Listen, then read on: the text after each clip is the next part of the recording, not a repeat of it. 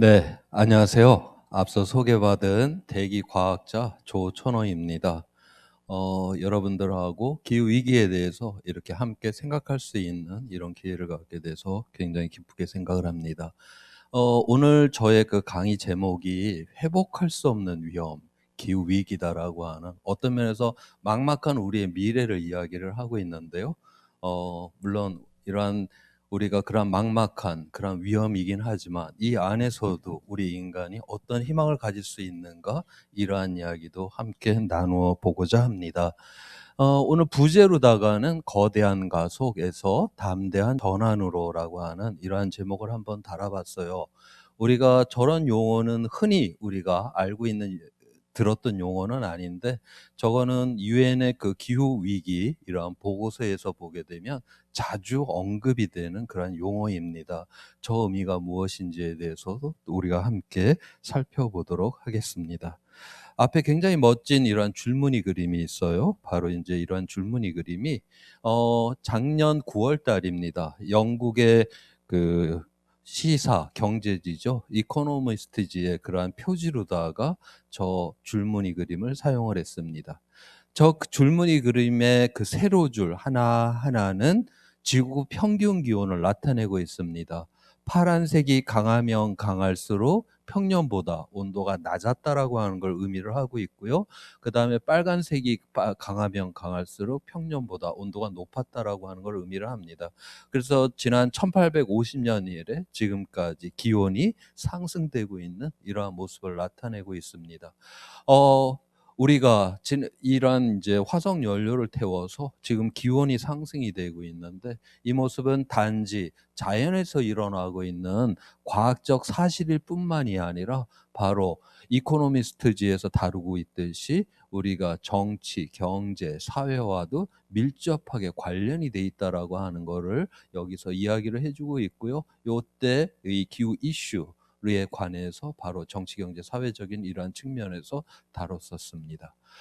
금년 7 월에는 미국의 그 시산 주간지죠. 타임에서 또 기후 위기를 다뤘습니다. 한 번뿐인 마지막 기회라고 하는 이러한 주제를 달았고 금년이 지구를 구할 수 있는 한 번뿐인 마지막 기회라고 하는 이러한 이제 제목으로다가 기후 위기를 다뤘었습니다. 여기에서 인제 앞에 보게 되면 굉장히 뭐 아름다운 그림이 하나 있는데 이건 단순한 그림은 아니고요. 실제 데이터들로다가 만들어진 그러한 그림입니다. 맨 위에는 이산화탄소 배출량이 과거부터 지금까지 쭉 이렇게 증가되어 오는 모습이고요. 그다음에 2020년에 코로나19 때문에 좀 줄어든 이러한 모습을 여기 보여주고 있습니다. 실제 데이터입니다. 이산화탄소 배출량이 증가를 했으니까 그 지상의 기온이 이렇게 지금 상승을 하고 있고요. 기온이 상승을 하고 있으니까 빙하가 지금 녹고 있고요. 빙하가 녹았으니까 해수면 고도가 지금 높아지고 있고 자 이렇게 기후 위기가 일어났어요. 그러다 보니까 최근 들어와 갖고서는 이 재생 에너지의 생산량이 이렇게 지금 급속하게 증가를 하고 있습니다. 그래서 이 그림 하나 안에 우리가 기후 변화, 기후 위기, 기후 대응이라고 하는 모든 이야기가 담겨져 있습니다. 오늘 저의 이야기의 구상도 바로 변화, 위기, 대응이라고 하는 이런 순서로 말씀을 드리고자 합니다.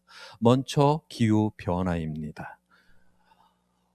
우리 호모 사피엔스 현생 인류 그러니깐 해부학적으로 우리와 동일한 호모 사피엔스가 이 지구상에 등장한 거를 20만 전이다 이렇게 보고 있고요. 그다음에 동굴에다가 멋들어진 그 동물도 그려내고 그다음에 동물의 뼈를 갈아 갖고 바늘을 발명을 해서 옷을 꿰매입기 시작을 한 거는 한 4만 년 전이다 봅니다. 우리가 옷을 꿰매 입을 정도라고 하면 거의 인제 두뇌도 우리랑 동일한 이러한 인류가 등장한 거 우리가 호모 사피엔스 사피엔스라고 인제 그렇게 인제 부르고 있는데 그것도 지금으로부터 한 4만 년 전에 그렇게 인제 등장을 하죠. 그런데 인류는 대부분의 시간을 갖다가 우리 구석기 시대를 보내게 됩니다. 왜 그러면 인류는 그렇게 두뇌가 우리랑 비슷한 그런 사람들이 요즘 우리는 몇십 년 만에 온 세상을 다 뒤집어 놓는데 왜 수만 년 동안 전혀 이 세상을 변화시키지 못하고 구석기 시대를 살았던가 그 이야기를 해주는 과학의 결과입니다. 여기가 지금 현재이고요. 그다음에 여기가 지금 10만 년 전이에요. 그래서 지난 10만 년 동안의 기온이 변화되는 모습입니다. 이거는 그린란드에 있는 인제 빙하로부터 저 자료를 갖다 인제 뽑아냈는데 우리가 육상 위에 있는 그 빙하들은 바닷물이 얼어서 된 빙하가 아닙니다. 눈이 내려 갖고 얼어 갖고 된 빙하예요. 그러다 보니까 눈 사이사이에는 공기방울들이 다 이렇게 박혀 있겠죠. 우리가 그린란드에 있는 빙하에서는 10만 년 전의 공기방울도 우리가 얻어낼 수가 있습니다. 그래서 지난 10만 년 동안의 기온이 그러한 자료를 통해 그러한 빙하로부터 얻어낸 것입니다. 자, 여기 보니까 빙기 때에는 굉장히 기온의 변동폭이 엄청나게 큽니다. 그래서 지금 현재보다도 약 한 10배 정도 재해성의 날씨가 이 빙기 때에는 많이 발생을 했었다. 지금 이렇게 보고 있어요. 우리가 지금보다 재해성의 날씨가 10배 많다. 이건 뭘 의미를 하냐면 농사가 불가능하다라고 하는 걸 의미를 합니다. 우리가 나달을 심었는데 이 한 해가 지난 다음에 그토록 힘들게 농사를 졌는데 한 알도 얻을 수가 없을 정도로 날씨가 나쁘다. 이러한 상황에서 인간은 농업을 하지를 않겠죠. 그래서 수렵 채집을 하면서 구석기 시대를 보낼 수밖에 없었습니다. 2만 년 전쯤이 되자 이제 천문학적인 조건이 변하기 시작을 했어요. 그래서 기온이 상승하기 시작을 합니다. 그래서 10,000년 전쯤이 되게 되니까 이때부터 굉장히 기온이 안정화가 됐어요. 기후가 인제 안정이 된 것이죠. 자, 이렇게 되니까 인제 나달을 하나 심었어요. 하나를 심었는데 이게 한 100알 정도가 달리는데 설사 내가 태풍을 한 대 얻어 맞는다 해도 60알, 70알은 내가 그래도 얻을 수가 있다. 우리가 이러한 전망에 대한 믿음이 생겼을 때 바로 거기서 농업이 출현을 하게 된 것입니다.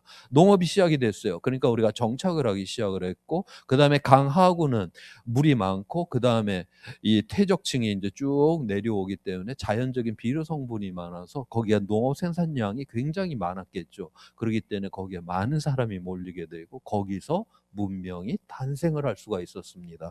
자, 그래서 이 안정적인 기후다라고 하는 거는 바로 농업이 가능한 기후다라고 하는 거를 의미를 해요. 바로 이 위에서 우리가 농업이 가능한 이 기후 조건 하에서 바로 인류는 오늘날의 문명까지 만들어낼 수가 있었습니다. 그래서 요 만년이라고 하는 요 시간을 기점으로 해 갖고요. 우리가 지질시대 구분을 하게 될 때 이 만년 전, 이전을 빙기다라고 그렇게 부르고 있고 만년 이후를 갖다가 간빙기인데 이때 사람이 살았다라고 하는 그런 측면에서 우리가 홀로세라고 그렇게 부릅니다. 완전히 새로운 시대라고 하는 그런 의미를 갖고 있고요. 그다음에 이게 과학적 지질시대 구분일 뿐만이 아니라 우리가 역사에서 배우는 그 시대 구분에 있어서도 이 이전이 바로 구석기 시대이고 그다음에 만년 이후부터 해서 신석기, 청동기, 철기, 문명이라고 하는 것이 바로 출현을 하게 되는 것입니다. 그래서 이 안정적인 이 기후 조건이 바로 농업이 가능한 저 기후 조건이 바로 이 문명의 가장 기본적인 이러한 기반을 닦았다라고 하는 걸 볼 수가 있습니다. 제가 지금까지 인제 지난 10,000년 동안 기후가 안정적이었다라고 하지만 우리가 뭐 역사책에 보면 온갖 자연 재난이 이 10,000년 동안에도 어마어마하게 일어납니다. 그래서 이 10,000년이라고 하는 시간도 요 기간 안에도 수천 년 아니면 수백 년 동안 기후가 다 구별이 되고 그에 따라서 인간의 그런 역사가 크게 그렇게 변화가 일어납니다. 오늘은 우리가 지금 코로나19인 상황이기 때문에 우리가 감염병하고 우리가 이 기후 이 홀로세라고 하는 이 시대에 그러한 기후 구분을 했었을 때 어떤 일이 일어났었는지를 한번 살펴보도록 하겠습니다. 지금 위에 있는 그림은 서기 200년에서 1700년 동안의 전 세계 인구가 증가하는 그런 모습인데 그냥 쭉 증가를 한 게 아니라 뭐 늘었다 줄었다 늘었다 줄었다 하면서 그렇게 증가를 합니다. 그리고 요 아래쪽에는 북반구의 평균 기온을 갖다가 지금 나타내고 있습니다. 지금 우리가 기원전 한 400년 전부터 해서 기원 후 한 200 년까지 요 기간인데 요때를 우리가 로마 온난기라고 부릅니다. 다른 말로 기후 최적기라고 부르기도 해요. 기후학에서 기후가 좋다라고 하는 의미는 놀러 가기 좋다라는 게 아닙니다. 농업 생산량이 굉장히 좋았다라고 하는 걸 의미를 합니다. 그래서 기원전 400 년에서 기원 후 200년 요 기간 동안에 이때 중국에서는 한나라가 그다음에 서양에서는 로마가 제국을 세웁니다. 그리고 인구가 쫙 농업 생산량도 좋았기 때문에 인제 인구가 쫙 증가를 합니다. 그래서 서기 한 200 년경이 되게 되면 전 세계에 2억 5천만 정도까지 인구가 증가가 돼요. 그런데 요 서기 200년 이후가 되게 되면 한랭 건조기가 되면서 농업 생산량이 뚝 떨어집니다. 인구가 확 늘어났는데 그전에 뚝 떨어져 이게 생산량이 뚝 떨어지니까 사람들이 배가 고프겠죠. 그렇게 되면 이러한 병에 대한 면역성이 인제 떨어집니다. 이때 감염병이 돌기 시작을 하는 겁니다. 그래서 이렇게 엄청나게 많은 사람이 감염병으로 사망을 해요. 우리가 지금 알고 있는 감염병의 60% 정도는 우리가 가축으로부터 온 것입니다. 인간이 농업을 하기 시작을 했고 만 년 전부터 농업을 하기 시작을 했고 그때 곡물만 작물화를 했냐. 그러니까 이러한 이 식물만 작물화를 한 게 아니라 야생에 뛰어들던 그런 동물들도 우리가 키울 수 있는 가축화 작업을 같이 했었습니다. 자, 저기 야생에 뛰어놀 때는 우리랑 상관이 없었어요. 그런데 얘네들을 갖다가 소, 말, 돼지, 뭐 양, 염소, 뭐 닭 이거를 우리 울타리 안으로 다 끌고 들어왔더니 거기에 있던 바이러스들이 사람한테 넘어온 겁니다. 그래서 우리가 뭐 결핵, 홍역, 뭐 천연두 뭐 이러한 것들이 다 가축화를 하는 과정에서 인간한테 그렇게 넘어온 것이에요. 자, 그렇게 된 그래서 인제 그런 식으로다가 감염병이 인간한테 인제 전파가 되었는데 만약에 요때에 우리가 로마하고 그 한나라를 제국을 만들지를 않았더라면 사람들이 여기저기 띄엄띄엄 조금씩 살았겠죠. 그래서 이런 감염병이 일단 일어난다 해도 고기 몇 명만 그 병에 걸리고 끝났을 거예요. 그런데 로마와 한나라는 제국이었죠. 수도에는 벌써 사람이 수만 명 이상이 이미 밀집되어서 살기 시작을 했습니다. 그다음에 로마와 한나라는 실크 로드를 통해 갖고 연결까지 되었어요. 그래서 유라시아 대륙 전체가 저런 천연두나 홍역이 돌기 시작을 하게 되면 확 돌아 갖고 저렇게 많은 사람들이 사망을 했었습니다.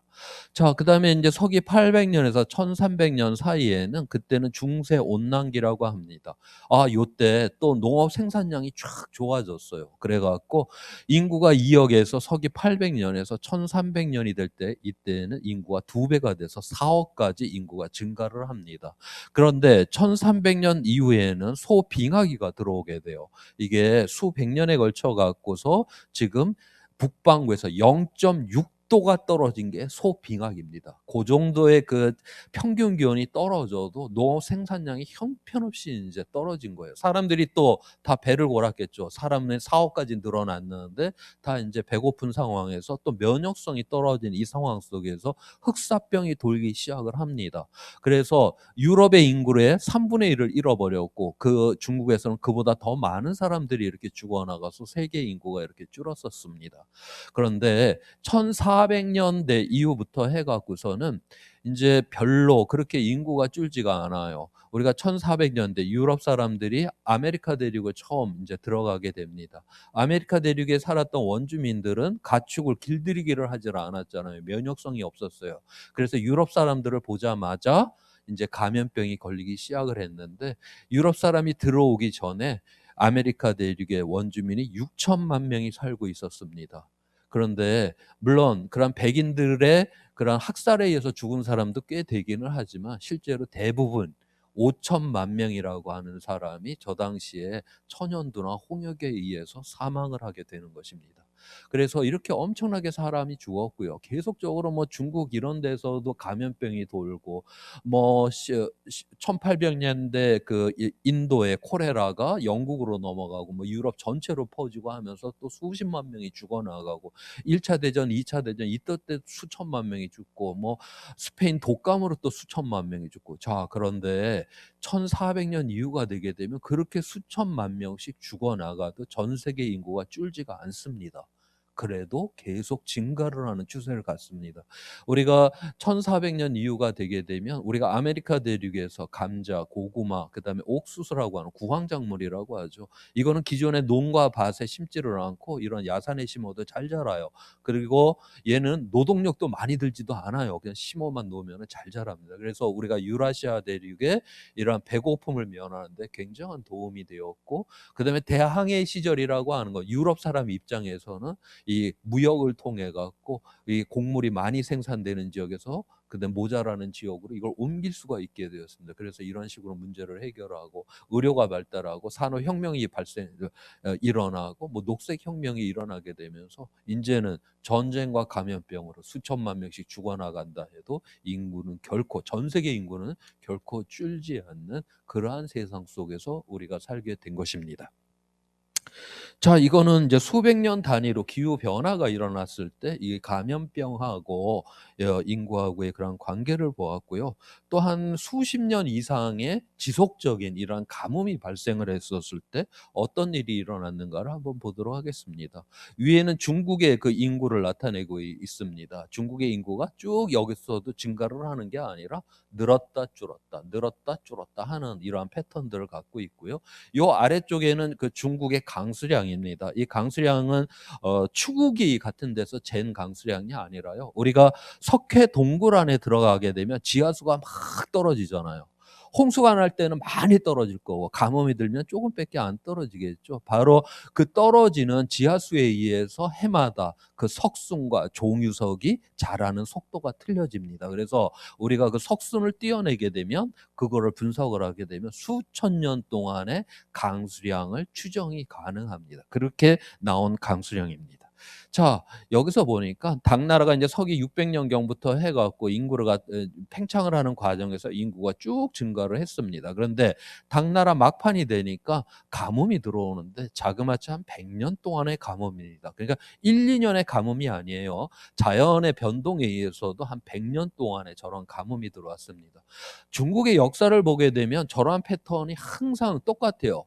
그 왕조의 막판이 되면 가뭄이 들어오고 그다음에 농민 반란이 일어나고 그거를 제어를 못하는 중앙 정부가 있었을 때에는 왕조가 이제 무너지는 이러한 상황이 똑같이 그렇게 반복이 됩니다.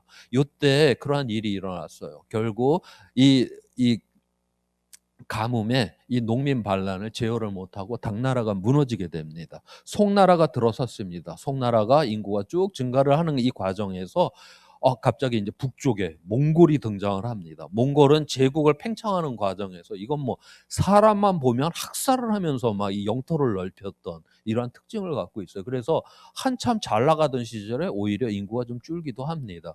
몽골이 인제 원나라를 중국에다 세웠죠. 원나라 막판이 되게 되면 또 여기 가뭄이 또 수십 년 동안 됩니다.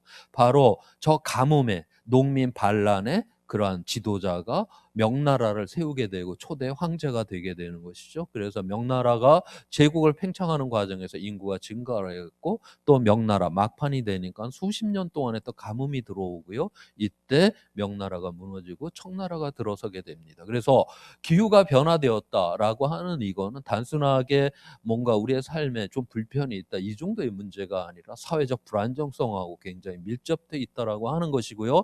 그다음에 심지어 이러한 그런 그 사회 자체가 완전히 무너지고 새로운 사회로다가 전환도 되는 우리가 정치 사회적으로다 굉장히 격동을 일으키게 되는 그런 원인이 될 수 있다라고 하는 것도 여기서 이야기를 해 주고 있습니다.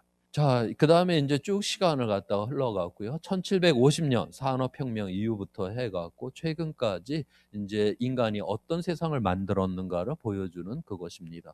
1750년 산업혁명이 일어났어요. 그다음에 인제 최근까지인데 맨 위에 있는 거는 인구입니다.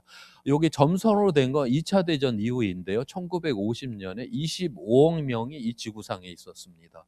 지금 78억 명이에요. 1950년 이후부터 지금 인구가 3 배가 지금 증가를 한 상태에 있고, GDP는 10배 이상 팽창을 했고, 비료 소비량이 늘었고, 에너지 사용량, 대형 댐에서 물 사용량, 교통량, 통신량이 기하급수적으로 다 이렇게 증가를 했습니다. 우리의 문명이 어마어마하게 빠르게 지금 성장을 했다라고 하는 거를 의미를 합니다. 자, 우리가 사회 경제적으로 다 2차 대전 이후에 저렇게 엄청난 팽창을 했는데 우리의 두뇌하고 우리의 근육의 힘으로만 저 일을 할 수 있을까? 그렇게는 안 되죠. 우리가 자원과 에너지를 지구로부터 엄청나게 꺼내 써야 되는 것이고, 그다음에 온실가스 오염먼지를 엄청나게 내뿜어야 되는 것이고, 쓰레기를 엄청나게 쌓아둬야지 이런 일들을 우리가 만들어낸 것입니다. 그래서 우리의 찬란한 문명의 이 이면에 바로 지구가 지금 무너지고 있다라고 하는 것입니다. 그래서 지구에 지금 변화가 일어나고 있는데, 지금 맨 위에 있는 요 그림은 그 온실가스인 이산화탄소가 이렇게 증가를 하고 있고, 성층권 오존층이 파괴가 되고 있고, 기후 변화가 일어나서 지상 기온이 상승이 되고, 해양이 산성화되고, 최근 들어와 갖고서는 양식 새우 생산량이 급속하게 증가를 하고 있습니다. 여기서 뜬금없이 새우 양식 생산량을 보여주는 이유는, 지금 아열대 지방 베트남 뭐 태국 이런 데 연안에 가게 되면, 해안 연안에 가게 되면 망글로 숲이 이렇게 발달이 잘 돼 있어요. 거기를 싹 베어내고 거기다가 새우 양식장을 만듭니다. 그래서 저 새우 생산량의 저 증가라고 하는 거는 아열대 해안 생태계가 얼마나 처절하게 지금 붕괴가 되고 있는가를 갖다가 보여주는 그러한 결과입니다. 그다음에 여기 연안의 그 질소의 양이 증가를 했고, 경작지 면적이 증가를 하고, 그다음에 육상의 생물 다양성이 이렇게 붕괴가 일어나고 있어요. 여기서 그런데 우리가 하나 주목해 봐야 되는 거는, 경작지 면적이 1950년 이후로 약 한 13% 밖에 늘지를 않았습니다. 대한민국만 농가밭이 늘지를 않은 게 아니라 전 세계적으로 별로 늘지가 않았어요. 그런데 여기서 그러면 의문이 있죠. 인구는 지금 3배 이상이 되었잖아요. 1950 년대만 해도 25억 명이 살았는데, 대한민국을 포함을 해서 전 세계의 절반의 인구가 기근에 시달렸습니다. 그런데 오늘날 78억은 약 10% 정도만 기근에 시달리고 있어요. 그러니까 더 많은 사람이 더 잘 먹는 시대란 말이죠. 근데 농토는 아까 인구는 3배 이상이 됐는데 농토는 고작 13% 밖에 늘지를 않았는데, 그럼 이거 어떻게 이 사람들이 먹고 살았지 이렇게 잘? 그거는 바로 녹색 혁명이 일어난 거예요. 그래서 단위 면적당 생산량, 그러니까 똑같은 면적에서 생산되는 양이 지금 현재 1950 년대보다 4배 이상을 지금 생산을 합니다. 그래서 우리가 종자개량을 했고 농약을 쳤고 그다음에 비료를 집어넣기 때문에 똑같은 면적에서 4배 이상의 생산량이 나오게 된 거예요. 그래서 저 3배 이상의 인구가 훨씬 더 잘 먹는 이러한 시대에 우리가 지금 살게 된 것입니다. 자, 그런데 여기서 또 문제가 생겼습니다. 우리가 인제 그렇게 농업 생산량을 높이기 위해서 질소 비료를 엄청나게 갖다 집어넣었는데, 이걸 농작물의 100% 다 쫙 빨아들였으면 별 문제가 없을 텐데 절반도 빨아들이지를 못해요. 그러면 토양 위에 그냥 이 질소 비료가 뿌려져 있겠죠. 이게 비가 와 갖고 그 물에 녹아서 하천으로 들어가고 강으로 들어가고 우리 연안까지 그렇게 나오게 됩니다. 그래서 오늘날 현대적인 농업을 하는 모든 지역의 물 생태계는 질소가 과잉이 돼 있는 상황입니다. 그래서 기후 조건만 딱 맞아 버리면 강에는 녹조가, 바다에는 적조가 생기는 이유가 물 생태계가 이게 질소가 과잉이 된, 결국 인간이 먹고 살라고 뿌렸던 그 질소 비료로 인해서 또 다른 이러한 어떤 생태계의 이러한 붕괴가 일어나고 있는 것입니다. 자, 그래서 현재 인제 지구도 이렇게 기하급수적으로 이렇게 지금 붕괴가 일어나고 있는데, 과연 이러한 붕괴가 계속적으로 지속 가능하냐라고 하는 것이죠. 인제는 더 이상 가능하지 않다라고 하는 것입니다. 생물 실험 시간에 유리 그 접시에다가 영양분을 넣고 거기다 미생물 한 마리를 인제 빠뜨립니다. 한 마리가 두 마리, 네 마리, 여덟 마리, 16마리, 32마리 이렇게 증식을 하는 거를 기하급수적으로 증식을 하는 거다. 지금 여기에 그래프의 이런 모습하고 거의 비슷해요. 이렇게 지금 증식을 하게 되는데 이 미생물이 절반 정도 그 접시를 채울 때까지는 시간이 제법 걸립니다. 그런데 절반을 딱 채우고 난 다음에는 한 번만 더 증식을 하고 나면 거기 접시를 꽉 채웁니다. 그리고 영양분을 쫙 빨아먹고 그냥 멸절을 해버리죠. 지금 현재 인간이 만들어 놓은 세상이 바로 그 단계에 지금 이르렀다라고 하는 것입니다. 그래서 오늘날 이러한 찬란한 문명, 그다음에 오늘날 가장 잘 먹는 이 세상이 영원 무궁토록 지속 가능한 게 아니라 이게 지금 마지막 만찬일 수 있다라고 하는 것이 바로 오늘날의 지구 위기, 기후 위기인 것입니다. 그래서 지금 전 세계적으로 경제 성장률이 물론 금년은 코로나19 때문에 좀 후퇴는 하지만 평균적으로 3%씩 지금 성장을 하고 있어요. 매년 전 세계 평균이. 그러면 이게 23년이 지나게 되게 되면 경제 규모가 두 배가 됩니다. 그러면 우리가 엄청나게 그 경제 그 두 배나 되는 경제 규모를 만들어내기 위해서 자원과 에너지를 더 많이 빼다 써야 되고 온갖 폐기물을 더 많이 갖다 버려야지만이 이런 일을 이루잖아요. 그래서 지금까지 우리가 살아왔던 방식의 성장으로서는 인제 인류도 멸절을 하고 문명도 붕괴가 될 가능성이 있다라고 이야기를 하는 것입니다. 자, 인제 기후 위기로 좀 더 인제 돌아와 갖고요. 지난 1880년 이후부터 해서 지금 여기 하늘색으로 된 거는 이산화탄소 농도가 증가하는 모습이고요. 그에 따라서 지구 평균 기온이 상승되는 모습입니다. 이산화탄소 농도가 화석 연료를 태워서 이산화탄소 농도가 늘어났고 기온이 상승됐다. 바로 이거는 인제 온실 효과 때문에 인제 그러는 것인데 온실 효과라고 하는 거는 지구로부터 아니 태양으로부터 에너지가 우리 지구로부터 쫙 들어옵니다. 그런데 지구로부터 들어왔는데 들어온 양만큼은 반드시 우주로 빠져나가 줘야 됩니다. 만약에 태양 에너지를 계속 받기만 하고 이게 에너지가 빠져나가지 않는다 그럼 지구는 지글지글 끓겠죠. 그래서 들어온 에너지만큼 반드시 지금 빠져나가야 되는데 이 빠져나갈 때 인제 문제가 생기는 것입니다. 지금 인제 인간이 화석 연료를 태워 갖고 공기 중에다가 증가시킨 이산화탄소의 양이 한 0.01% 정도예요. 그러니까 만 분의 1 밖에 안 되는 굉장히 작은 양을 지금 늘려 놨습니다. 그런데 이 작은 양이 우주로 인제 태양열이 들어왔다가 그다음에 이제 빠져나가야 되는데 이 빠져나가는 열을 갖다가 요 0.01% 사람이 늘려 놓은 0.01%의 이 온실가스가 에너지를 갖다가 히로시마 원자폭탄이 1 초에 5 개가 터지는 에너지를 우주로 못 가게 잡아 버립니다. 그러면 하루에 한 400,000개 정도가 터진 에너지를 우주로 못 가게 잡아 버렸다라고 하는 거예요. 이게 바로 인제 이 온실 효과가 되는 것인데 그렇게 되게 되면 이렇게 인제 되다 보니까 이게 이 작은 양이 지구에 미치는 영향력이 인제 무지무지 크다라고 하는 거예요. 예를 들어서 우리 엉덩이를 인제 세게 얻어 맞았어요. 그러면 인제 시퍼렇게 멍이 들다가 그게 인제 시간이 지나면 풀리겠죠. 엉덩이가 시퍼렇게 멍들 정도의 충격을 급소를 맞게 되면 우리 인간은 즉사를 합니다. 지구도 마찬가지예요. 지구에도 급소가 있습니다.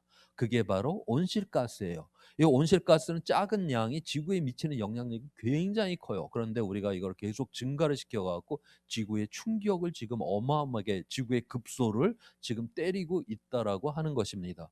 그래서 1990년도 이후로다가 1998년도 이후로다가 지금까지 우주로 갔었어야 되는 그 에너지를 갖다가 인제 이 0.01% 사람이 배출한 0.01% 이산화탄소가 열을 잡았는데 그것이 히로시마 원자폭탄 29억 개가 터지는 에너지를 우주로 못 가게 지구 안에다가 지금 잡아 가뒀습니다. 야 29억 개 정도가 터지는 그 원자폭탄의 에너지라고 하면 뭔가 이 세상에 큰일이 좀 일어나야 될 것 같은데 생각보다는 그렇게 큰일이 일어나질 않아요. 그 이유는 지금 온실가스가 그 흡수한 그 열의 90% 이상을 바다에서 지금 빨아들이고 있습니다, 그 열을 갖다가. 그러면 앞으로도 계속해 갖고 이 온실가스가 잡은 열을 갖다가 계속 바다가 빨아들이면은 되겠네. 바다도 인제 열을 갖다가 계속 이걸 받다 보니까 이렇게 지금 바다도 이게 가열이 되고 있는 이러한 상황이 되었습니다. '바다가 변화가 일어난다.' 이거는 더욱더 위험스럽게 우리한테 등장하게 될 것이다라고 지금 그렇게 보고 있습니다.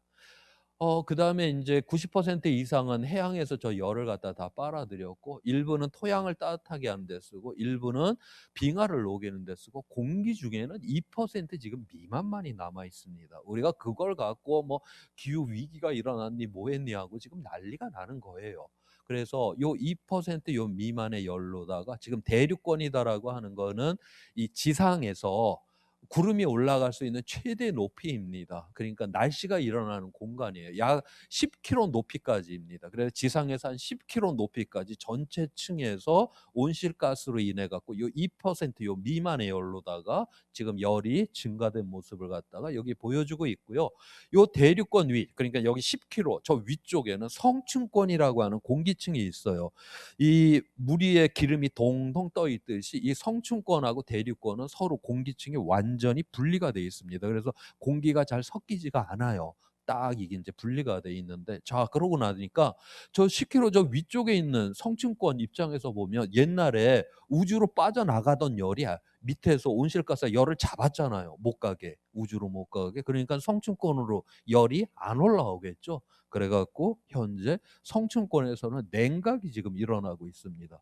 우리가 살고 있는 공간인 대륙권에서는 이렇게 기온이 상승이 되지만 저 10 킬로 저 위쪽에서는 지금 냉각이 일어나고 있는 것도 바로 온실가스의 그런 효과가 됩니다. 자 그다음에 인제 이로 인해 갖고 인제 변화들이 일어나는데 그에 앞서서 자연 자체적으로다가도 기후가 변화가 일어나요. 그래 갖고 기후 자체적으로 그런 변화가 일어나는데 지금 보게 되면 우리가 요거는 지난 그 어 100만 년 동안에는 이제 10만 년이라고 하는 그런 주기로다가 기온이 떨어져서 빈기를 갔다 간빈기 갔다 이러한 인제 주기를 갔습니다. 여기 지금 기온이 한 9만 년에 걸쳐서 쭉 떨어집니다. 그다음에 만 년에 걸쳐서 올라갔다 간빈기 수천 년 있다 다시 또 온도가 쭉 떨어졌다 올라갔다. 굉장히 규칙적으로 변하죠. 이거는 그 천문학적인 조건이 변해 갖고 자연적으로 자연 스스로가 지금 변해 가는 그러한 온도입니다. 빙기하고 지금 빙기 최대로 빙하가 팽창했을 때하고 기온이 가장 올라갔을 때하고 온도 차가 4도 내지 5 도밖에 차이가 나질 않아요. 빙기하고 간빙기가 그렇게 큰 온도 차이가 나지 않고 고작 4 도와 5도 차이 갖고서 빙기와 간빙기를 가른다라고 하는 것입니다. 자연적으로 이렇게 4도 5 도가 이렇게 인제 변화가 일어났고요. 그다음에 기온이 쭉 떨어지니까 이산화탄소 농도도 같이 쭉 떨어집니다. 그리고 기온이 쭉 올라갈 때 탄소 농도도 같이 이렇게 올라가서 이산화탄소 농도하고 기온은 항상 같이 함께 상승했다 하강했다 하는 이러한 패턴들을 갖습니다. 지금 인제 여기 현재로부터 지난 마지막 빙기 때 가장 빙하가 팽창했었을 때가 2만 년 전쯤이에요. 요때 차지를 했었던 이산화탄소의 농도가 0.02%를 공기 중에 차지를 하고 있었습니다. 그다음에 기온이 인제 올라가게 되니까 이산화탄소 농도도 쭉 인제 올라갔는데 만 년에 걸쳐서 올라갔어요. 만 년에 걸쳐서 0.01%가 인제 증가를 해서 0.03%가 되었습니다. 그런데 사람들이 화석 연료를 태워 갖고서 지난 100년 만에 0.01%를 늘려서 지금 현재 0.04%가 됐어요. 자연에서 가장 빠르게 이산화탄소 농도가 늘어나는 거는 만 년에 0.01%인데 사람은 100년 만에 0.01%를 증가를 시켰습니다. 그러니까 인간이 화석연료를 태워서 지금 이산화탄소를 증가시킨 거는 자연의 속도보다 100 배나 빠르게 지금 증가를 시키고 있다라고 하는 것입니다. 그다음에 이로 인해 갖고 지금 기온 자체도 지난 2만 년 전에서 1만 년 전까지 한 4 도가 상승을 했어요. 그다음에 우리는 화석 연료를 태워서 100년 만에 1 도로 상승을 시켰습니다. 지금 인간은 자연에서 가장 빠른 속도, 굉장히 이게 가장 빠른 속도 아니에요? 이거보다도 약 20배 이상으로다가 빠르게 지금 기온을 변화시키고 있는 것입니다. 그래서 우리가 기후의 이러한 자연적인 이 변동의 그 크기, 그거보다는 지금 현재는 우리가 속도가 어마어마하게 지금까지 자연에서 일어났던 이러한 변화보다 너무나 빠르게 이 기후 위기 변화가 일어난다는 게 이제 문제라고 하는 것이고요. 그래서 이렇게 빠른 변화가 일어나다 보니까 약한 이러한 생태계들이 지금 이 속도를 못 쫓아와서 견뎌내지를 못하고 있는 그러한 수준입니다. 그래서 하나하나 약한 그런 생명들이 지금 멸종들이 지금 되어가고 있습니다. 그래서 우리가 젠가 게임에서 하나하나 지금 이런 것들이 지금 빠져나가요. 인간의 입장에서는 아직 생태계 전체 구조가 유지가 되고 있기 때문에 아직 우리는 별일 없다 하면서 하루하루를 지금 살아가고는 있는데, 지금 여기서 우리가 하나 알아야 되는 거는 지난 5억 4천만 년 전, 그러니까 5억 4천만 년 전에, 그전에도 물론 생명이 있기는 했지만 뭐 꼬물꼬물하는 그러한 이제 생명체들이었고, 5억 4천만 년 전에 바닷속에서 이제 눈도 생기고 손발도 인제 다 달린 우리가 말하는 제대로 된 이러한 생명체가 폭발적으로 늘어납니다. 우리가 그걸 캄브리아 대폭발기라고 그러는데, 그 이후 5억 4천만 년 이후 동안에 이 지구상에서 5번의 대멸종 사건이 있었습니다. 이 5번의 대멸종 사건에서 하나 분명한 원칙이 있어요.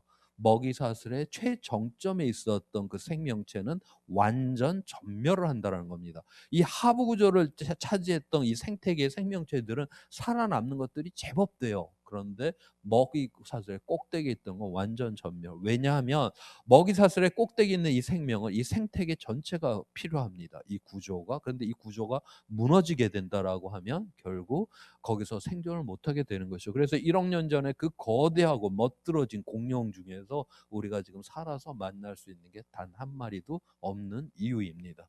지금 현재 우리가 오늘날 생태계 먹이사슬의 최정점에 지금 인간이 있습니다. 우리랑 상관없는 고산식물 하나 없어지고 뭐 깨구리 한 마리 없어지고, 이거 뭐 우리가 뭐 고산식물 그런 거 먹는 것도 아니고 개구리를 먹는 것도 아니니까 별 상관없지. 그렇지만 생태계라고 하는 건 서로가 상호작용을 하잖아요. 그래서 우리랑 아무 상관없는 것 같은 거 하나가 쏙 빠지는, 젠가에서 빠지는 순간에 저 젠가가 우르륵 하고 무너지는 것처럼, 이 우리랑 인간과 상관없는 것처럼 보이는 그 약한 생명 하나가 없어지는 그 어느 때인가 바로 저 생태계가 무너지게 되는 것이고, 지금 현재 저 생태계 먹이사슬 최정점에 있는 바로 인간이 멸절을 하게 될 것이다라고 하는 것입니다. 그거를 좀 더 이제 구체적인 데이터로다가 지금 보여주는 그러한 결과입니다. 지금 가로는 평균 강수량을 나타내고 있고, 세로축은 평균 기온을 나타내고 있고, 고 강수량과 기온에 인간의 그런 밀집도를 갖다 나타내고 있습니다. 빨간색은 이제 굉장히 그 밀집성이 높다라고 하는 거를 의미를 하고 있습니다. 바로 여기 빨간 요 영역, 여기에 이제 밀집돼 사람들이 이제 살고 있는데, 거기 왜 그런가 봤더니 거기서 식량이 주로 생산이 되고 있기 때문에 바로 여기서 사람들이 몰려 산다. 그런데 요 기온의 요 폭을 보니까 고작 한 4도 이내예요. 우리 인간이 저 알래스카부터 해서 사막에 저 열대우리면 온갖 데 다 사는 것처럼 보이지만, 실제 문명을 이루고 인간이 밀집돼 사는 지역은 극히 작은 영역의 기후 범위 안에서만 살아가는 것이고, 그 좁은 기후의 범위가 바로 거기서 우리가 이 지금 78억 명이 먹을 수 있는 식량이 생산이 되기 때문에 거기서 살아간다라고 하는 겁니다.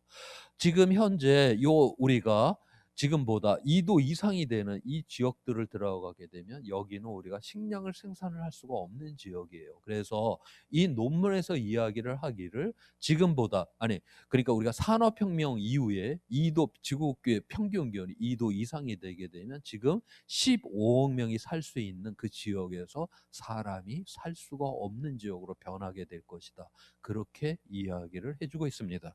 그래서 우리가 이 굉장히 우리 문명이라고 하는 게 좁은 범위이고, 그래서 기후 평균이 조금만 변화돼도 이 문명을 유지하기가 어렵다라고 하는 것을 바로 여기서 이야기를 해 주고 있습니다.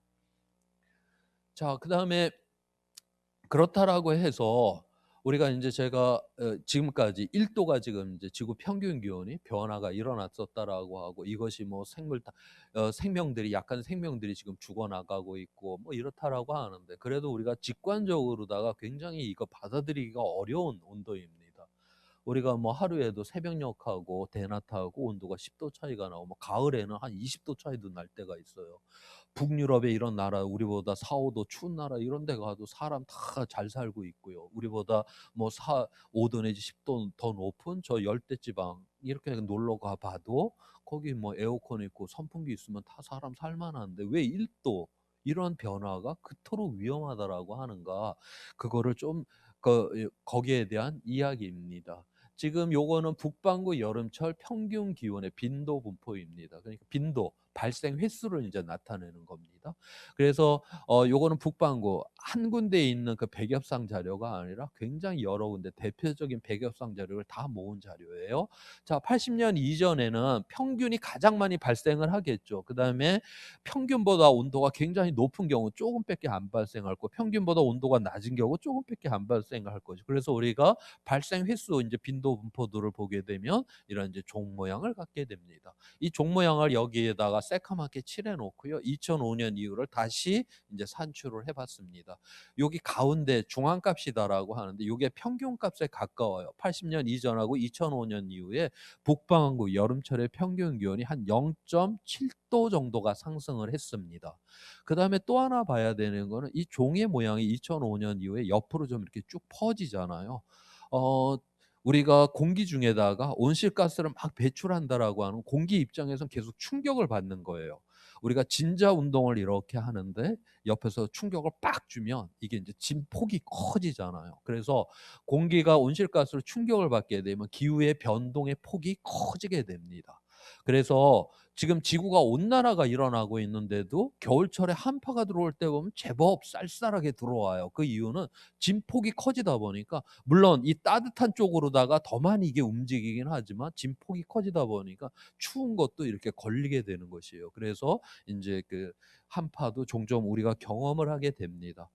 전체적으로 보면 인제 기후의 인제 변동의 폭이 커지다 보게 되니까 이 기온의 변동의 폭이 커졌어요. 그래서 종 모양이 옆으로 퍼집니다. 우리가 통계학에서 인제 "분산이 커졌다." 그렇게 이야기를 하죠.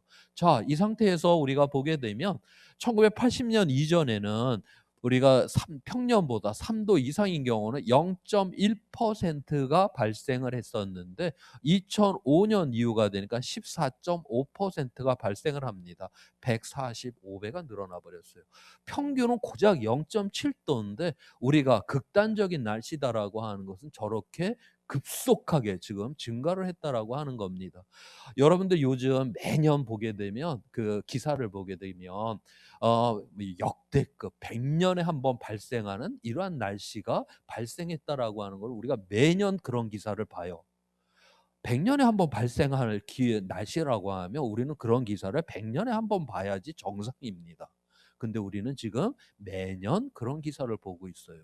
우리가 인지하는 그 못하는 상황 속에서 이 극단적인 날씨는 엄청난 비율로다가 지금 빠르게 증가를 하고 있고, 거의 우리 목덜미까지 와 갖고 농업을 붕괴시킬 정도의 그러한 상황까지, 극단적인 날씨가 지금 가깝게 왔다라고 하는 것을 우리가 여기서 알 수가 있습니다. 여기까지 해서 지금까지 일어났던 기후 변화에 대한 이야기로 1 강을 마치고, 다음에는 이 변화로 인해서 어떤 기후 위기가 일어나는지에 대해서 이야기를 해 보도록 하겠습니다.